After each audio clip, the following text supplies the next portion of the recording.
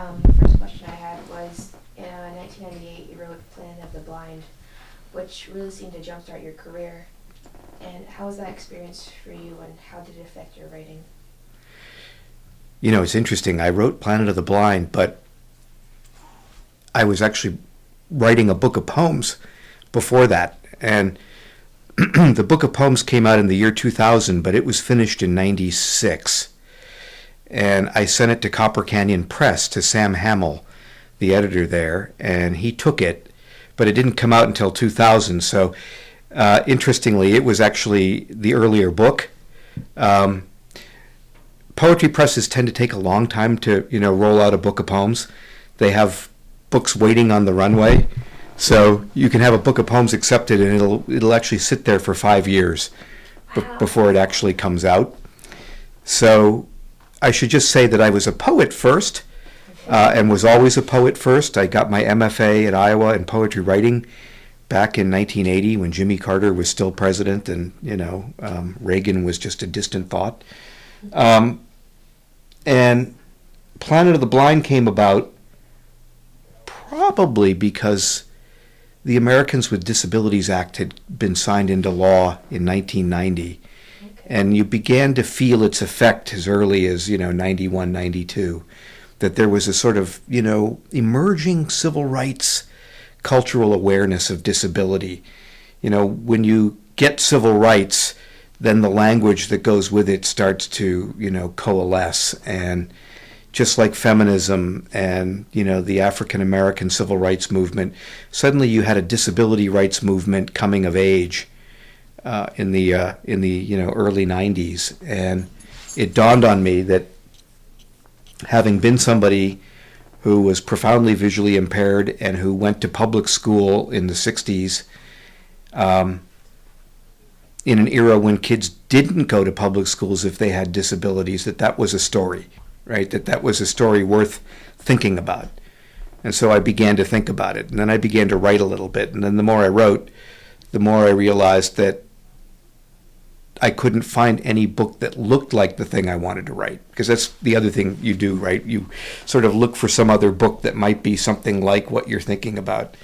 And then you realize it doesn't exist. And so then I felt wide open, that I could just write, whatever I wanted to. So I wrote a year's worth of prose poems, a prose poem a day. Wow. So the first draft of Planet of the Blind was actually 365 prose poems. Whoa. Yeah. Which is why when ultimately it came out as a memoir, I was very pleased when, somebody, I don't know, was it Michiko Kakutani? Somebody said, it's the lyric memoir of a poet. And I went, yeah, no coincidence there, It was prose poetry that I had to figure out how to write little narrative bridges, right, for it. So that was a long answer. That was a good answer. It was. Really interesting. So speaking of your poetry, in your most recent book of poetry, Letters to Borges, you wrote poems that were addressed to the writer Jorge Luis Borges. And I was wondering what drew you to him and why the letters are addressed to him. Years ago, I saw Borges speak at Cornell University. They had brought him to be the closing speaker, the keynote speaker, at a symposium celebration of Vladimir Nabokov's work. And Nabokov had, for some years, taught at Cornell University prior to his death. And so Cornell was seeking to do something honoring Nabokov, and obviously they brought in scholars, and they brought in Borges to be the showstopper. And Borges came out on the stage and did a remarkable thing. He said that imagination is play, and that playing in creative ways is like inventing a card game with your own rules, and you can do anything you want, in the imaginative world, and you can delight in the wonder of this amazing, interesting, strange domain. and that you can live in that place without following, any dictums. And then he stopped. And, he probably took all of 10 minutes to say this, And then there was this silence, because he hadn't said anything about Nabokov, And you should know that, Cornell University is in the Ivy League. You probably know that, but they're insecure about themselves. They think they're at the bottom of the Ivy League. So, they're all uptight. And there was this awkward silence. And then somebody down front goes, well, what about Nabokov?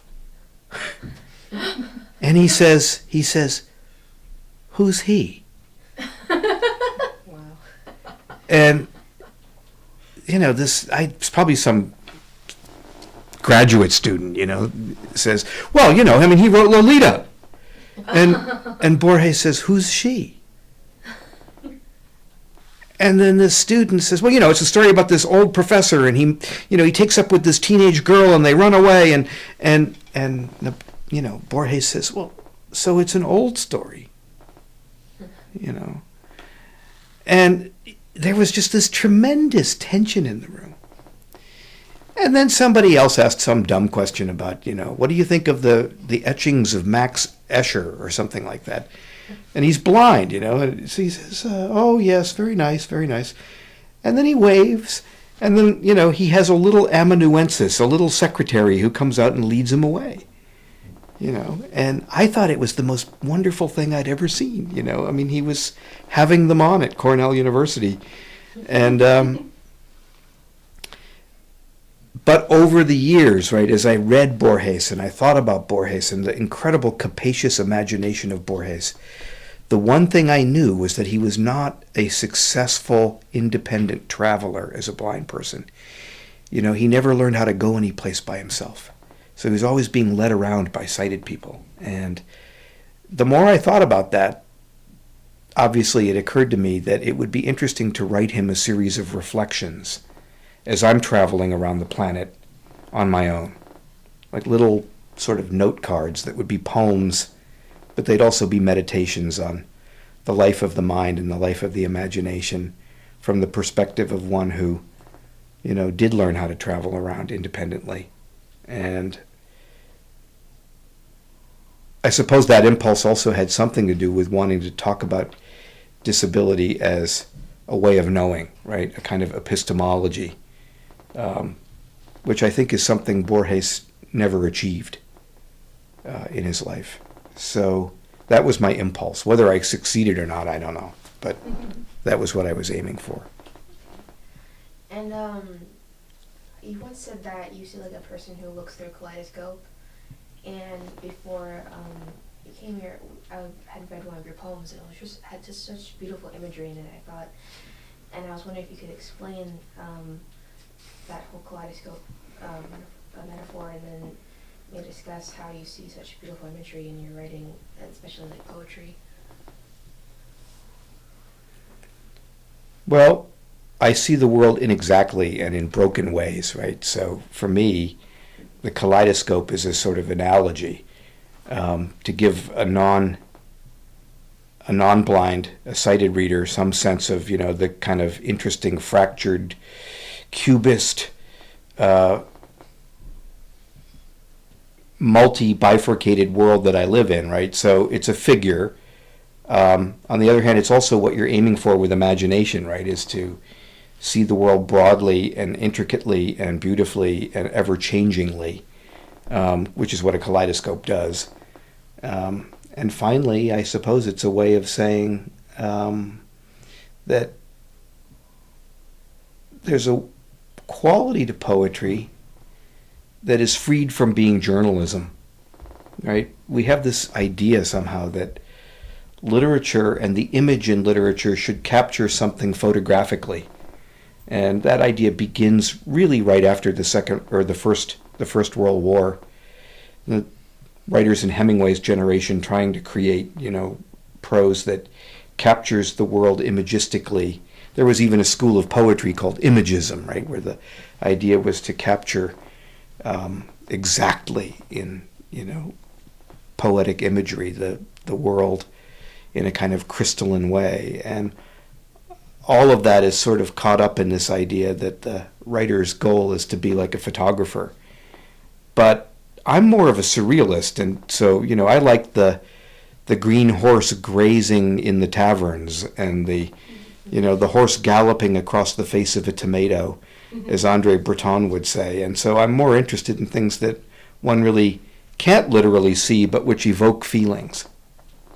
So all of that kind of comes together in the way that I think about writing imagery. Does that make sense? Yeah, it's really interesting. So speaking of poetry, we kind of touched on this a little earlier, but in your preface, there's a statement about, in your preface to Eavesdropping, I should say, there's a statement about how you originally conceived of it as a collection of auditory postcards or tone poems. Right. And as I read the book, I felt like each chapter stood on its own as an essay. It is. Yeah. They are. So I was wondering if you thought of it more as a memoir or a collection. It's not a memoir at all, but Norton, the publisher, insisted on calling it one.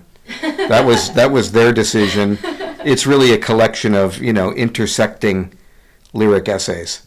Yeah. That's exactly what it is. Well, that one was an easy question. Yeah, that was pretty easy. Yep. I also wondered if you could talk a little bit about your endings. I noticed that many of your chapters end in moments, and some essayists prefer to end with an analysis of what has just transpired, but you instead leave the reader in the middle of an action or a past thought. So why do you think that your chapters end the way they do, or essays, I should say? Well, one thing about lyric writing is that it tends to be the writing you do when you don't know what's going to happen, right? I mean, lyric writing is distinct from narrative writing in that the writer is making it up as she or he goes along, right? They're following intuition and emotional states. And Emily Dickinson is a great lyric poet. Line by line leads her to the conclusion of the poem, but when she begins it, she has no idea where she's going. I'm just thinking of lyric poets, Robert Bly is a great lyric poet. He sets off with a feeling. He says, it was the sort of snowfall that starts in late afternoon, and now the little houses of the grass are growing dark, and that poem ends someplace completely strange, right? He has no idea as he's starting this thing where it's going to go. In that way, lyric writing is a little bit like jazz improv, right? You just don't know where it's going to wind up, and that's the great thing about it. It's writing that more plot-oriented writers avoid, right? There are writers who like to have the whole plot mapped out, and they like to have a pretty good idea of where they're going to end up, and they just look for, the way to tell this story attractively and compellingly to get to that spot. I've never been that kind of writer. So for me, everything is a little investigation into the unknown. I seldom know where I'm going to wind up. And if that's true, right, if what I'm saying is essentially true, then it's also the case that you tend to get to a place where you've achieved an intuitive state, a feeling, a ground tone, a quality that is probably going to be ambiguous, right? But you're comfortable leaving it there, One of my favorite movies is Truffaut's early film, The 400 Blows, about a little boy who's got abusive parents, petty bourgeois abusive parents, and they send him off to some kind of reformatory which he really shouldn't be at, and he escapes. And he runs away, and the very last image of the movie is of him just standing at the beach with no idea where to go, right? And you just see his face.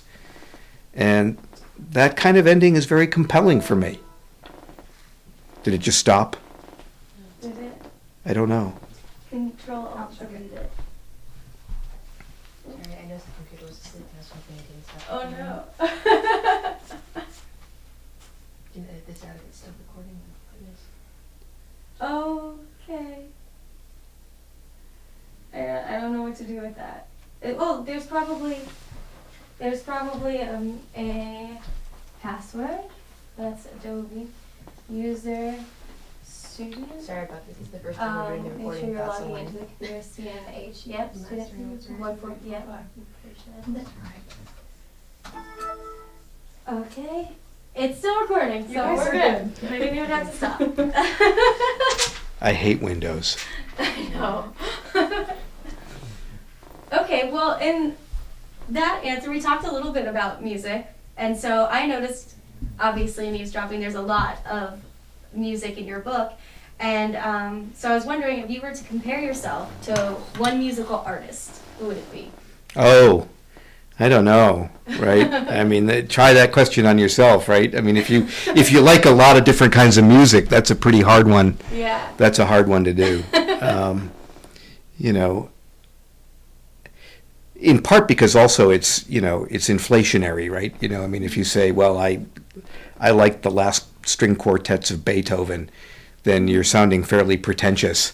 I don't think anything has ever been written in music that equals the last string quartets of Beethoven. I think they're so intelligent and sublime and complex and visionary, really, you know, that, I mean, I don't know if you know them, but some might just get out some headphones and sit down and listen to those last string quartets.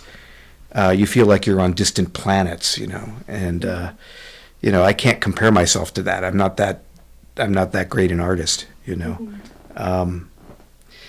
I'm very fond of you mentioned the term, the tone poems of the Finnish composer Sibelius that evoke, you know, emotional states. But then again, you know, I mean, I love the blues and I love reggae and there are parts of hip hop I love, and I love classic rock and roll, and you know, there's a lot of things I love opera, you know. I love, you know, the great operas of Puccini and Verdi, and I even like the operas of, you know, of lesser people like Strauss, and, you know, so, I mean, I think in general terms, any music that transports you to states where you feel the caliber of your own imagination unfolding, that's good music to me. In general, pop songs can't do it because they're too canned, and they're too short, and they're too specific. So I would say Like those stores with the clear flop. Yeah, exactly. You know, I mean, I like the Beatles and I like Eric Clapton and all that, but it doesn't do what I'm talking about. I'm thinking more like, you know, some pretty sweet jazz that gives you the ability to just kind of float in it and let your own imagination kind of unfurl. I like that, you know. Whereas, wait a minute, Mr. Postman, you know, that's great, but it's not going to do much for my imagination. Right. Yeah. Well, keeping on with music, you have a quote, and you say, according to Aaron Copland, informed music listeners listen on 3 different planes. And you describe the planes, sensual, expressive, and the musical plane. And as I read that quote, I was struck by how familiar this idea seemed to me, but in the field of writing. So, exactly. Yeah. Yeah. Yeah, no, I mean, Ezra Pound has a famous book called The ABC of Reading, which is still available in paperback from New Directions. And he talks about, you know, melopoeia and, you know, propoeia and, you know, the different types of sounds in poetry and the ways that they, you know, work their way out in the imaginative process. And, you know, there are these multiple ways of hearing and experiencing that can work their way into your, you know, into your writing, you know. And then there's the whole distinction between chance sound and, say, like I just said, putting on a, you know, great jazz record by Keith Jarrett or something and letting yourself float with it and see what happens, right?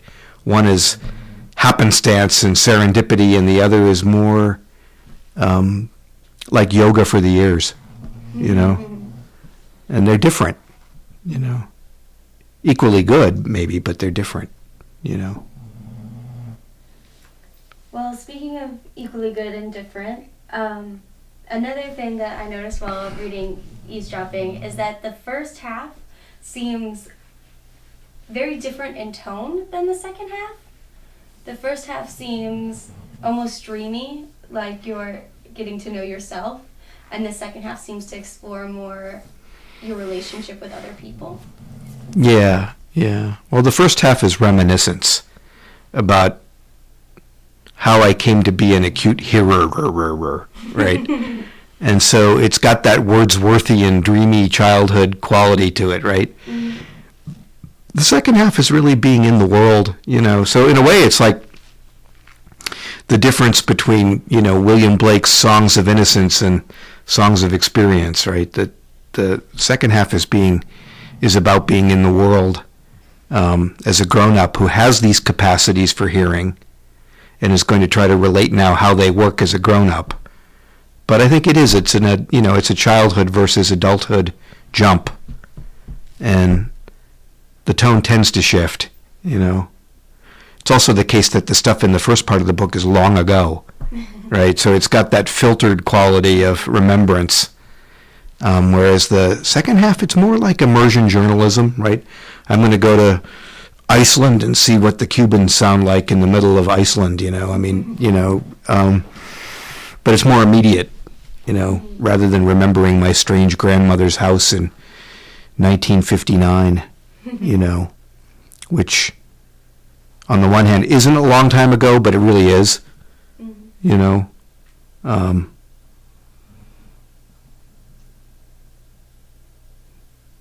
people don't have big old Victorian houses full of, 19th century junk anymore, right? Yeah, I wanted to visit that house. And it was a great house. That house probably made me a writer, Yeah. Did you write the childhood sections and the adult sections at different times? Yes. You did? I wrote the childhood sections first, just to get the foregrounding. And then I wrote the second section. And the second section, though it's longer, was much faster to write. Oh, really? Yeah. Why do you think that is? I don't know. More immediate, right? More immediate. I think thinking back a long way and trying to really think about it and get it as close to being right as you can, knowing it won't be, that's slower. Yeah. Than saying, so we got off the plane in Reykjavik and my friend Gary said they ate all the birds and, that's faster writing, easier to do too, than trying to remember a Sunday afternoon in 1959,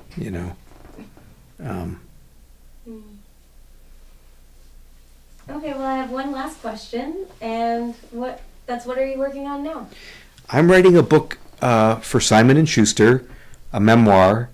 It's kind of a companion to Planet of the Blind, but it's about traveling the world with 3 seeing eye dogs over the course of the last 14, 15 years.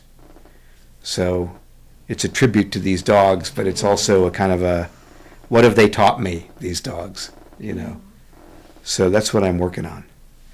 That's exciting. Yeah. Thank you. Yeah. Well, thank you for talking with us. Yeah. Thank you so much. That's it? That's it, yeah. Wow, that was easy.